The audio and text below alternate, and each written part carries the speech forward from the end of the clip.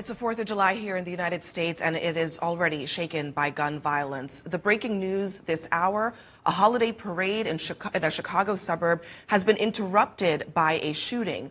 And we just heard, once again, I'll put up on the screen the image, the picture of this person of interest. There he is, Robert E. Crimo, C-R-I-M-O III. This is the person that they're looking for right now. They consider him to be armed and dangerous. They say he's 22 years old, and they believe he was responsible for this mass killing in Highland Park, Illinois. Happening now, breaking news. Police released the name and the picture of the young man, 22 years old, they call a person of interest on the deadly July 4th parade mass shooting in Highland Park, Illinois. And let's show the picture once again, if we have that picture of Robert E. Crimo III. This is the individual that is being described as a person of interest. The suspect, they believe, killed these 6 wonderful people earlier today at a 4th of July parade. They have apprehended Robert Crimo, Bobby Crimo III, if you want to show that picture of him. This is the individual they put out as a person of interest, although you heard the Sheriff Cavilli there say it's essentially the same as a suspect. He's 22 years old. They put out the license plate, the silver Honda Fit, which appears, I believe, that's our chopper shot. Well, I think the most interesting part of this is that he was sort of known on these online spaces. He had little biographies written about himself. He had tens of thousands of views on YouTube before all of this happened. He was sort of a known entity in these far right, mass shooting spaces on the internet. That's the difference. Is previously other people were aspiring to get into that space, and this guy was already making really terrible, by the way, art and rap about this sort of thing. He was already in there. So that's the big difference. People like the Uvalde shooter, for example, that was not the case. These are not known people. They are, pathetic people in general who go and shoot up a school, or they shoot up a supermarket or something, and they are seeking acclaim. This guy was, I don't want to say if he was appealing to fans or fulfilling his own, what his music video had shown, but that's the difference. This time it sort of happened in reverse. He was saying he was going to do this through his art for a very long time.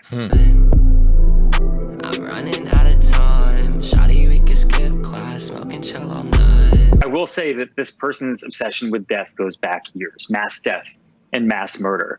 The most recent music video he made was about getting shot by the cops after, committing a school shooting.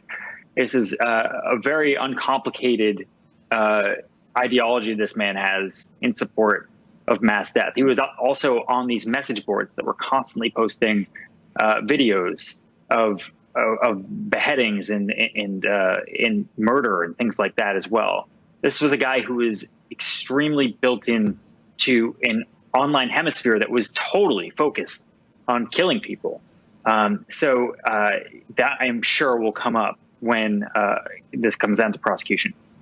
And Ben, known as rapper called Awake. Dig into that for us a little bit. Yeah, he's a rapper, and it's not, just some guy on YouTube. This guy had a Spotify account. He had followers. He had a Discord, which is like a message board, a community message board, committed to people who liked his work and were in that space. And for example, the most recent post on the politics forum of his own Discord from one of the users was a picture of Bud Dwyer, that politician who killed himself on live TV, and it said, "Why aren't more politicians like this?" It was a meme about that. This was a rapper who had a community, who had a space behind him, who had enough money to make a music video on a set and all this stuff. So a lot of these other people are just people of the internet. The first time they appear in public is maybe on a live stream doing their mass shooting. That is not the case this time. This guy was known among this community. Ben, what was the scope of his following? What was the scope of his popularity? It's a really good question. I do want to stress, this is unlistenable, very bad rap and art. It's it's not even that level. But some people seem to like the aesthetic of this mass murder stuff, which is what this was about. It had a very like Columbine kind of feel to it, if you would call it that. It's very dark. It's a very dark aesthetic.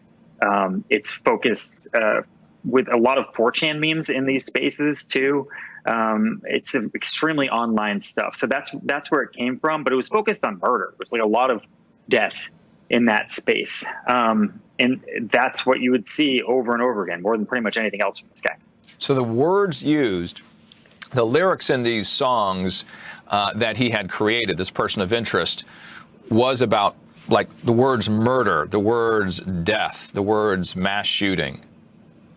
Well, the videos around that, yeah, the videos around that were about mass shootings. I don't want to give this guy too much credit and explain what his whole belief set was, but it was just this guy's videos graphically depicted mass murder. And the last one that he put out was in January, and it's unclear what he did in the last few months since this all came out. But it was clear now in hindsight. Hindsight is 2020 already, but clearly this guy was not just thinking about this. He wanted to actually pull off this sort of thing. For example, one of the pictures that cartoons that was drawn shows him with a long gun, and that's exactly what police say he had today during the shooting.